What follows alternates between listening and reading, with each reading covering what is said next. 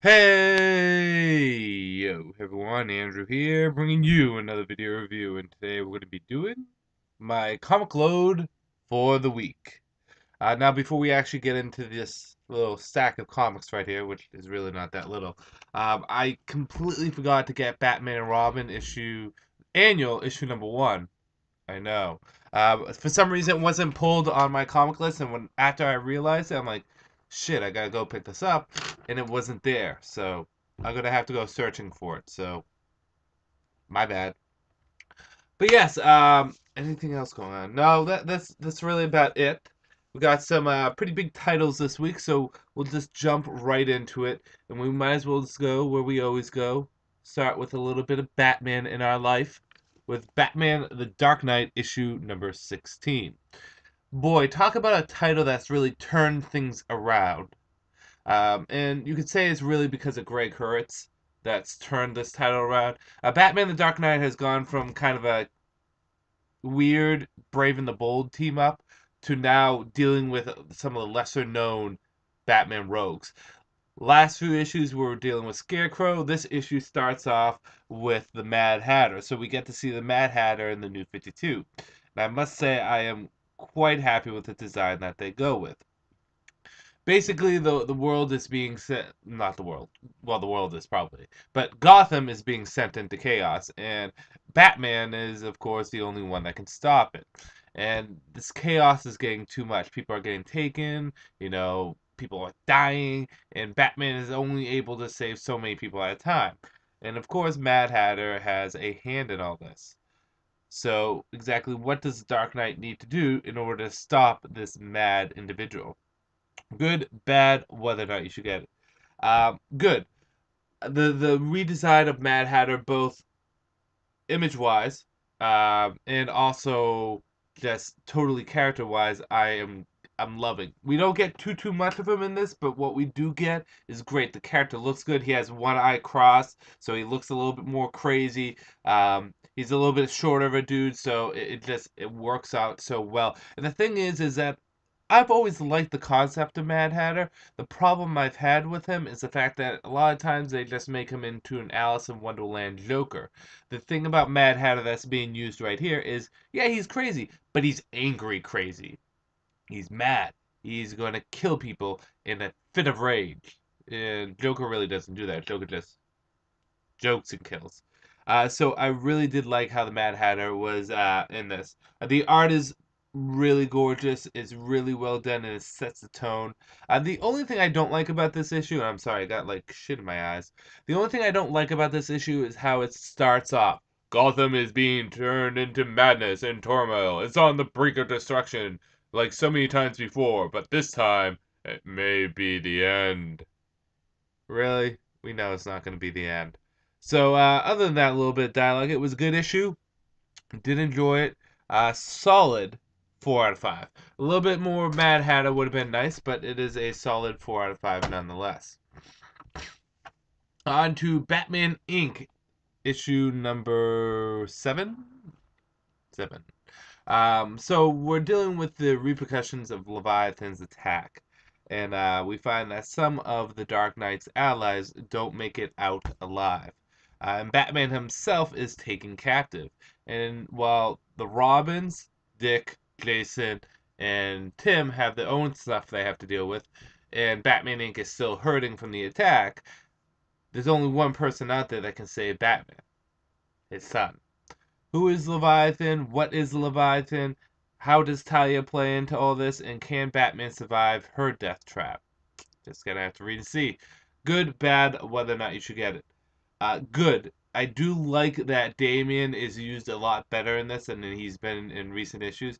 Batman's basically getting a bat farm right now. There's so many freaking animals they have: a cow, a dog, a cat.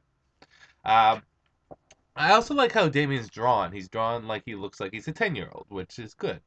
Uh, so I do like that. I also like how Bruce is starting to realize that this isn't Talia al Ghul that he knew and he loved. This is a completely different woman, twisted and distorted by evil. And we get some expedition and background, which is nice. And most importantly, a character dies, and we deal with the repercussions and the fallout of that character's death, which I think was good. Bad is very fast paced, if that makes sense. Uh, it feels as though most dialogue is really fast and a lot of stuff is being crammed in at once. One of the things I liked about Grant Morrison's previous works on stuff like All Star Superman is that it was very spread out, and you had a good 12 issues. Was All Star Superman 12 issues? I think it was, of just this story. And while Batman Inc., his run on Batman Inc. is going to be 12 issues, I still feel as though he's rushing it a bit. Like he's throwing so much at us at once. But besides that, it was a good issue. I will give it a 3.5 out of 5. And that is definitely not going to stay there. There we go. On to Talon, issue number 4. So Talon takes on the Butcher of Gotham, the most dangerous and fearsome of all the Talons. Basically unstoppable. And he learns the hard way via this Butcher of Gotham not to mess with the Court of Owls at all. Do not poke them, do not pry them, because they will send something to destroy your life. Does Talon get out of this alive? Does his friends get out of this alive? Or will his huge mistake in provoking the Butcher of Gotham causing the death of a loved one? Good, bad, whether or not you should get it. Good. The Butcher of Gotham, I think, or the Gotham Butcher. Is it Gotham Butcher or Butcher of Gotham? Let me just double check that because that's gonna bother the shit out of me. Um, Gotham Butcher. There we go. Uh, the thing about the Gotham Butcher I like is he's really feels like an unstoppable foe, almost like the Doomsday or the Bane of Talon. He's big, he's massive, he's vicious, and he cares only about murdering. Very, very kind of almost a face or a body to the Court of Owls that is necessary for Talon as a comic. Something that's always in the back of our minds that could destroy Talon. The pacing was very nicely done in this comic, and I felt as though there was a lot of tension, which this comic has had a good amount of. Bad, the only bad I could say is this. While I do think that this comic, like I said beforehand, needs to have something as the face of the Court of Owls, something that represents the Court of Owls, I think the concept of the Butcher of Gotham is being misintroduced. Allow me to explain. So we got this big bad Talon, the Butcher, and he's so powerful and unstoppable, and he is the most dangerous of the Talons, and he's being released to take out Calvin. Okay, I understand that, but why wasn't he used on Batman? Is it that he's not controllable? If that's the case, I figured Batman would be more of a threat than Calvin. Maybe it's just me, but I felt as though it's like, why wasn't this guy in the Night of the Owls if he's so dangerous? And the Court of Owls got their butt handed to them by the Batman family. Why wasn't he used? But besides that, this was a solid issue as always. I'm gonna give it a 4 out of 5.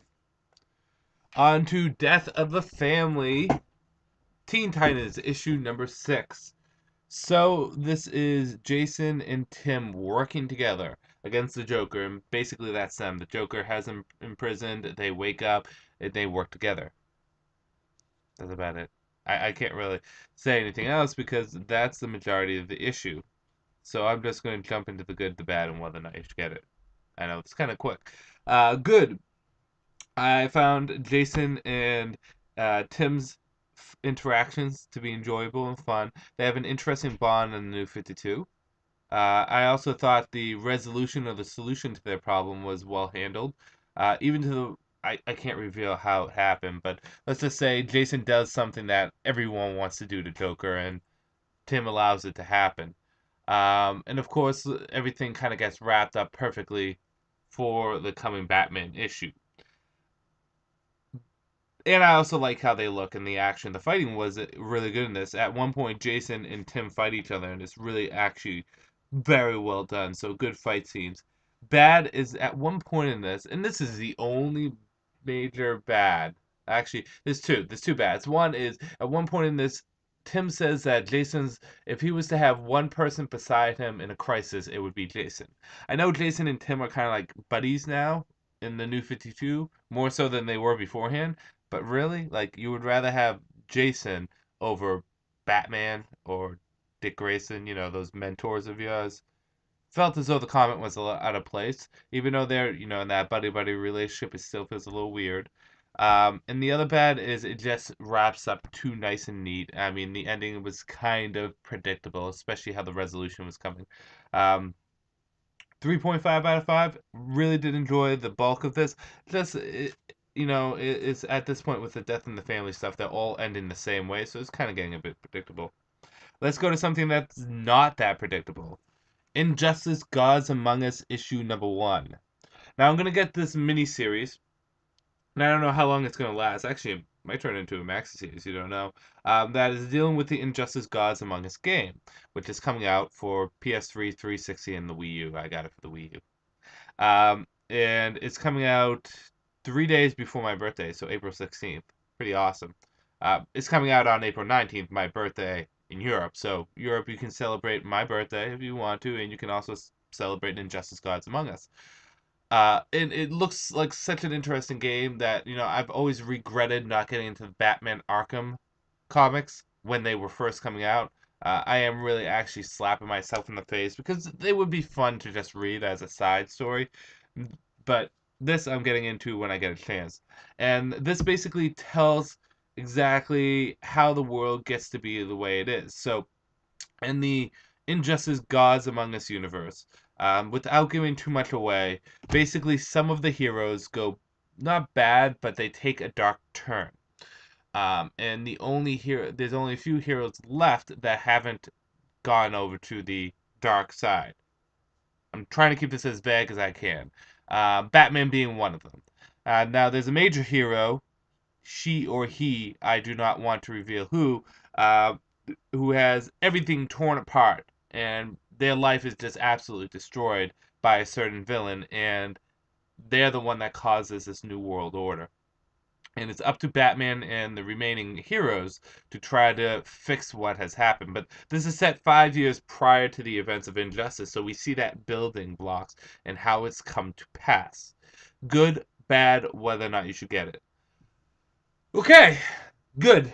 Uh, the story is really well done. For the opening issue, the reasoning that said hero turns to the dark side is so excellently executed. It almost reminds me of the Justice Lords from Justice League and Justice League Unlimited. Is just, like I said, executed so well on how this individual turns bad. The villain used was an excellent choice, and it felt very, very dark in a good way. And I like the idea of the heroes kind of being torn against each other in this Elseworld story. Surprisingly, and nothing against the writer, it's just usually adaptations don't work out that well. But for this, everyone's voice comes off very well. Superman sounds like Superman. Batman sounds like Batman. Um, so, I mean, Wonder Woman sounds like Wonder Woman. Green Lantern sounds like Green Lantern. Lex Luthor, Joker, Deathstroke, the villains sound like they are.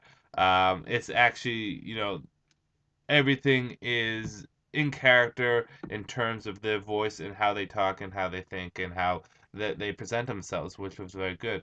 And some of the imagery in this, especially what causes one of the heroes to go bad, the catalyst that causes it, um, is just absolute. It's actually very chilling when you see it. Um, Again, I don't want to reveal anything, but um, yeah, bad zilch. This comic absolutely surprised me. 5 out of 5, worth picking up, and I definitely recommend anyone who's interested in the game or just wants a nice little Elseworld story to give that a chance.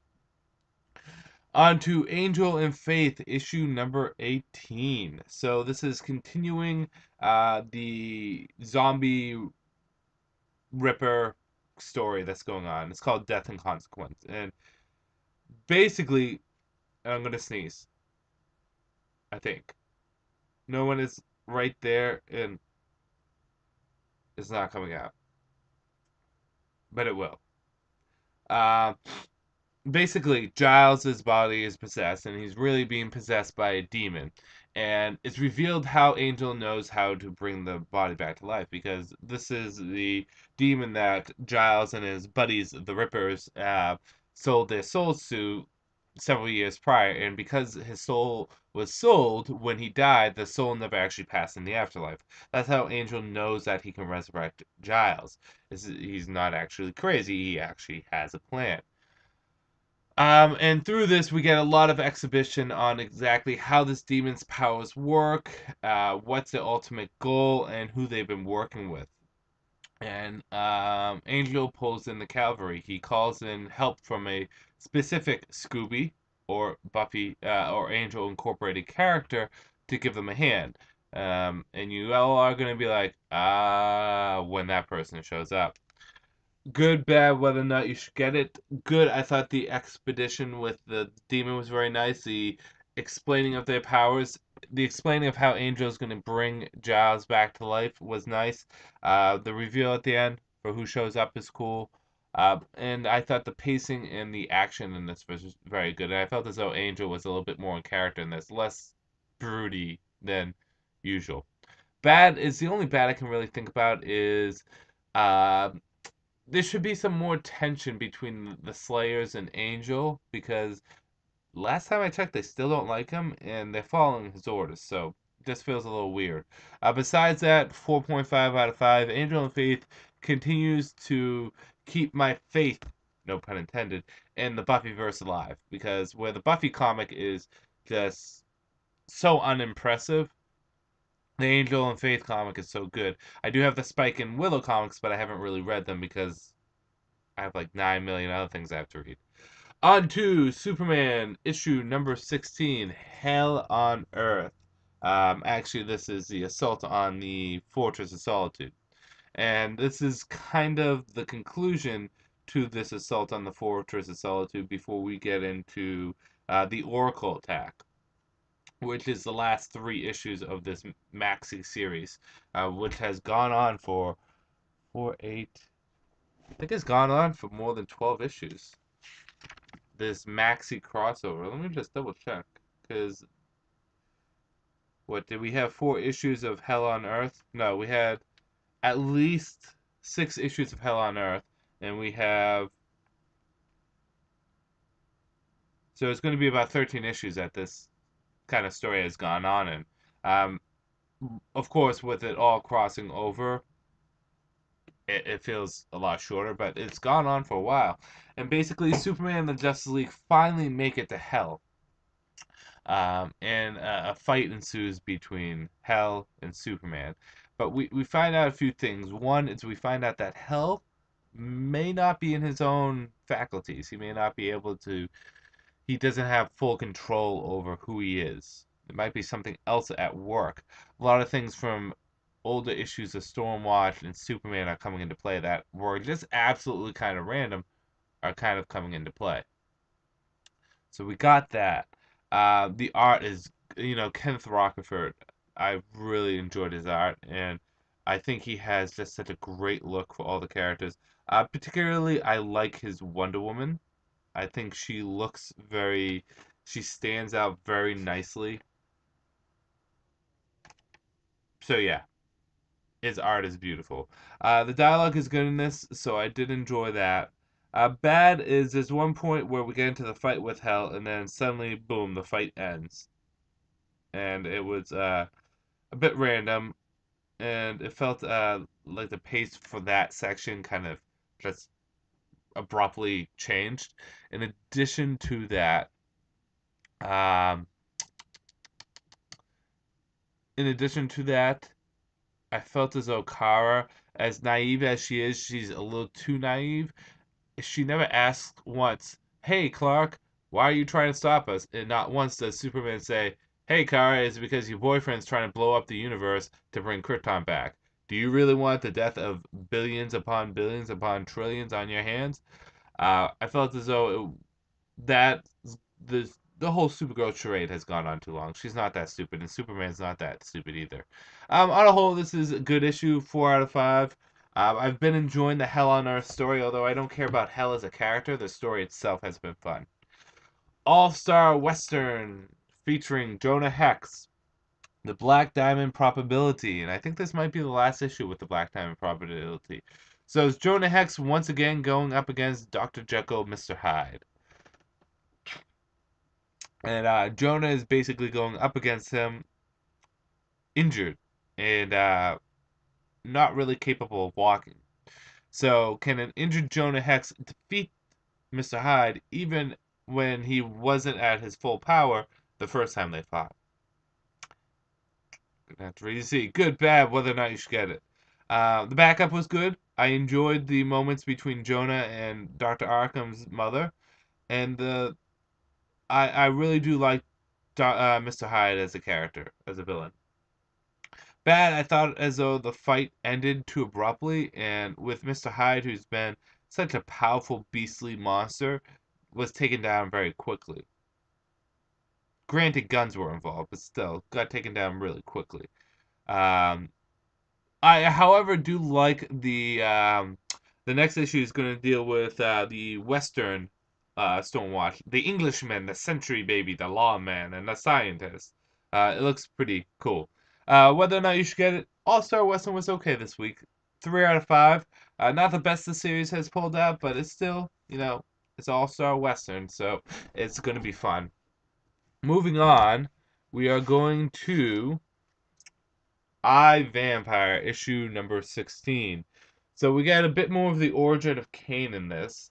We get a bit more of Andrew Bennett's ultimate plan. And not only with the origin of Kane, but we also get to see more of the origin of the powers of vampires, how they transform, where their bloodlust comes from, and all that lines. All that fun-ish. Does anyone say ish anymore? Or am I the only one that says ish? Um, and a surprise character from the Justice League Dark shows up to give Mary, Queen of the Blood, a hand. Good, bad, whether or not you should get it. Good, nice expedition in the background, getting some of the background information. I do like the guest starring. This character's been showing up a lot in the Dark comics for the DCU, so I do think it felt natural and good that they showed up here. Dialogue was great. The only complaint I had is I felt as though the pace was kind of slow for this comic. For a comic that unfortunately is low on the amount of issues it has left, I felt as though more could have been done, especially with Kane as a character because he kind of just disappears. But yeah, it was a good issue. 4 out of 5. It was fun. This week has been so far a very solid week for comics. So let us move on to Justice League Dark issue number 16. So the Justice League Dark is caught in this universe where their powers are all freaked out and they're all freaked out. Constantine can't lie. Madame Xandu, as you see, loses her immortality. Black Orchid turns into like the Swamp Thing of the Red, so on and so forth. And they're dealing with this technological society. And basically, we get a background of where the society is coming from and what it has to do with this magical universe and how it's all connected to Timothy Hunter. Good, bad, whether or not you should get it. The background information I thought was handled very well, this alternate universe and how all this technology shit goes down. And I felt it was the background info that we needed for this comic. So that was good. I felt as though the art was fun and Deadman has some good sections in this. Bad is I really feel as though they're overplaying Constantine's honesty. They're making him sound like he's a fucking coward all the time. He's just covering it up. I think Constantine covers up a lot, but I don't think he's a coward. That and I don't know. The story's just not gripping me. What I do like is I like how the story has like the adventure aspect. We start at point A and we're getting to point Z. It's just what happens in between, which is fine, and I do enjoy that. I just felt as though the story isn't overwhelmingly interesting. In saying that, it's a solid issue. I'll give it a 3 out of 5. Justice League Dark is always an enjoyable comic. How many comics do we have left? We have 5. So let's have at it. Next is, let me just scratch my arm. Green Lantern Corps Annual Issue #1. Figures, I got this annual. For some reason, I just completely forgot about the other annual. And actually, I should wait on annual #1 because Red Lantern's issue 16 comes first. So, Atrocitus finds a way to control the Manhunters, and Belize and Rancor have a lover's quarrel? Yeah. Uh, I really do like the new redesign of the Manhunters. If you can really see them, they look very evil looking, and I do like that redesign. And I felt as though the story was really fun. It's Red Lantern's theme seems to change depending on what's going on at the time. Right now, it's tied in with the Third Army, but the stuff that's going on with Rancor and Belize is just very much like testing what it means to be a Red Lantern. And you can see that the Red Lanterns on a whole are very unstable as a group. More importantly, things from issue 0 show up, and we reveal why the Red Lantern's powers haven't really come back that much. And it's actually a nice reveal. Good, bad, whether or not you should get it. Like I said, that reveal with I don't want to say what it is, but the things from issue 0, elements from issue 0 show up and causes that problems for the Red Lanterns. The art was great, and I did like the Belize um, Rancor sections. Bad, the Atrocitus stuff was played out too much, and it's really just a lead into, Green Lantern Corps in your #1. Uh, through 2.5 out of 5. Fun issue, but it's really not necessarily a good issue. And Red Lanterns is my guilty pleasure, but this week it was kind of meh. Now, Green Lantern Corps Annual #1. The conclusion to the Third Army. Um, as I say, shit goes down. This is less of a Green Lantern Corps comic and more of just all the Green Lanterns. Basically, the ruse is gone. Everyone knows the Guardians have kind of gone evil, and now shit has hit the fan, to say the least. Kyle Rayner, the White Lantern, and his team shows up. Atrocitus, the Red Lantern, and his Manhunters have showed up. Simon Baz was in this. Guy Gardner gets his ring back. And it's just Green Lanterns versus Third Armies. And while this is all going down, something happens which leads into the next story arc.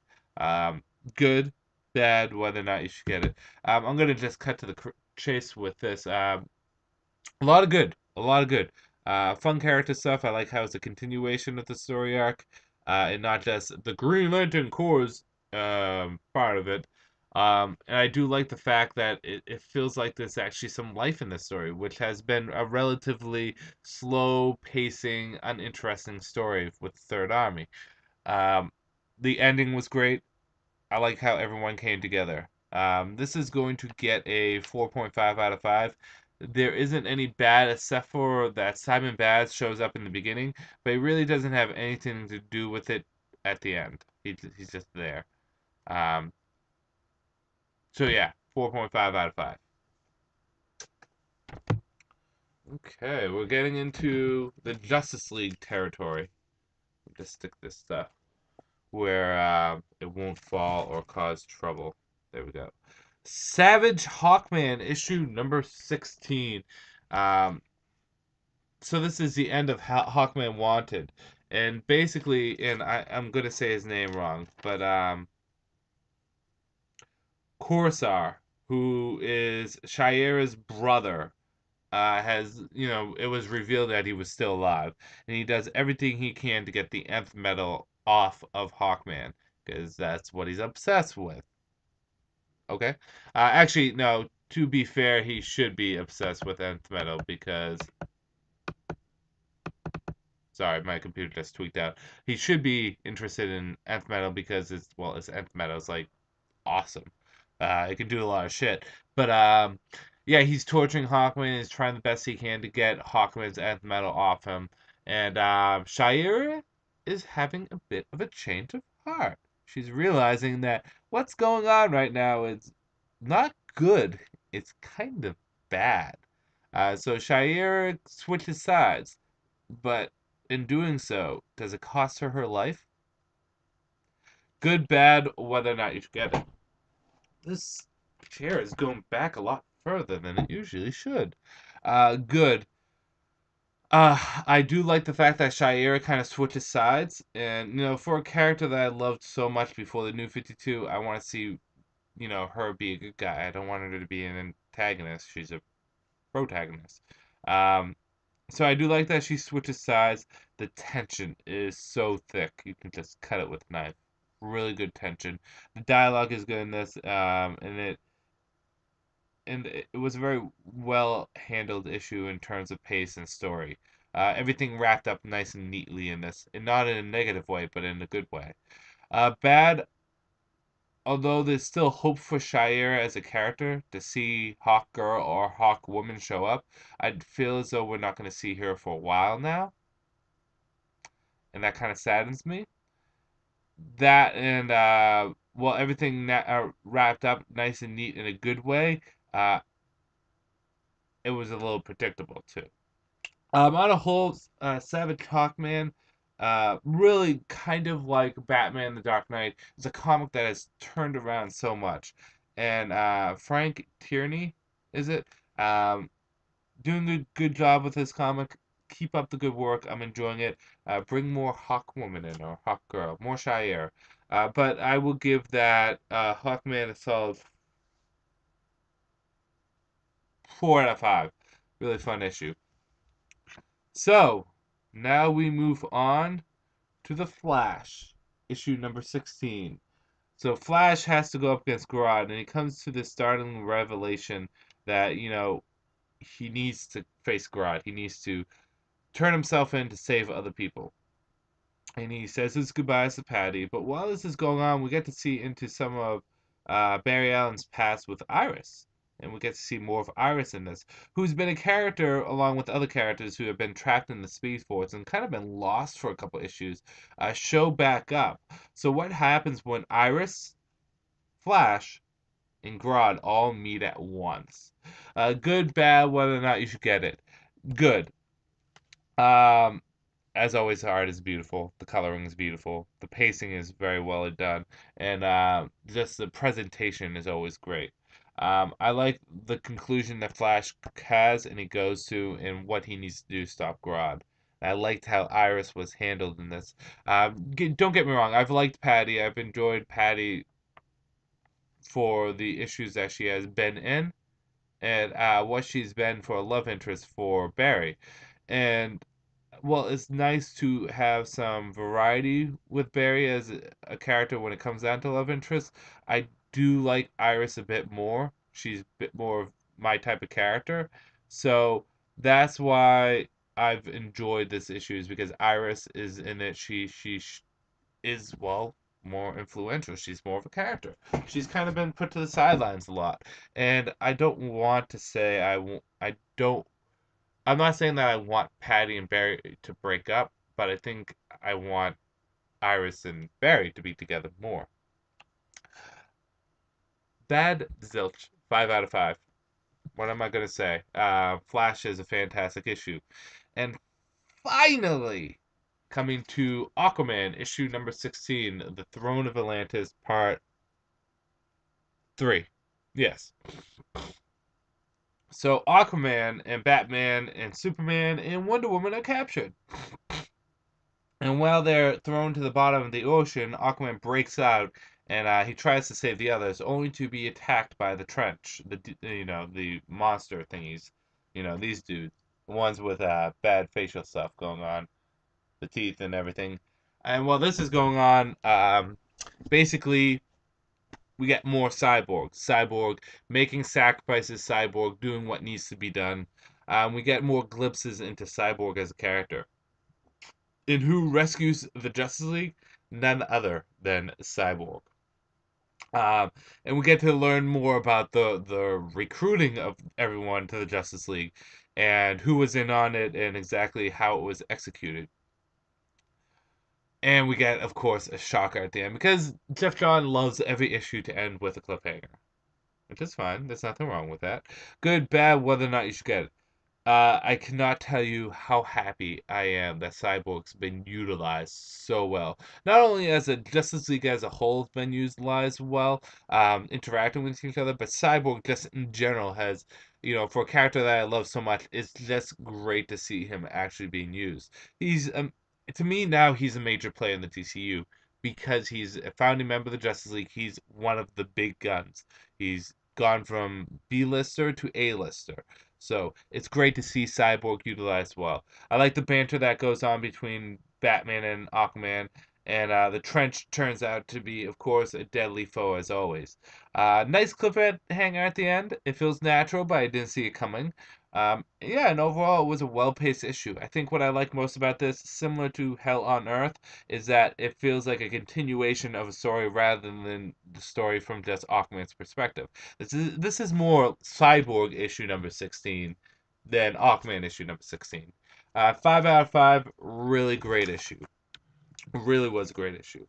And of the issues this week, it's tough to say who's my Andrewcutter pick of the week is. Injustice Gods Among Us surprised me so much on how well it was. Flash had Iris and was just such a beautifully paced comic. But I'm going to go with Aquaman just because it's such an interesting story that's going on and it's really fun. And it's, I think, the story that Justice League needed for a while. So, ooh, sorry. So, yes, Aquaman's going to be my Andrewcutter pick of the week. Hopefully, I can get Batman and Robin Annual issue number 1 and read it. Find it somewhere. I'm sure I will. What do you guys think? What is your favorite comic this week? What comics did you enjoy? As always, I like to hear your opinions. You can either video respond or you can just send a comment. But yeah, good week this week. Nothing really bad. Everything was either 3 or 4 or even a 5. So I'm going to end this video here. This is Andrew saying peace out for now.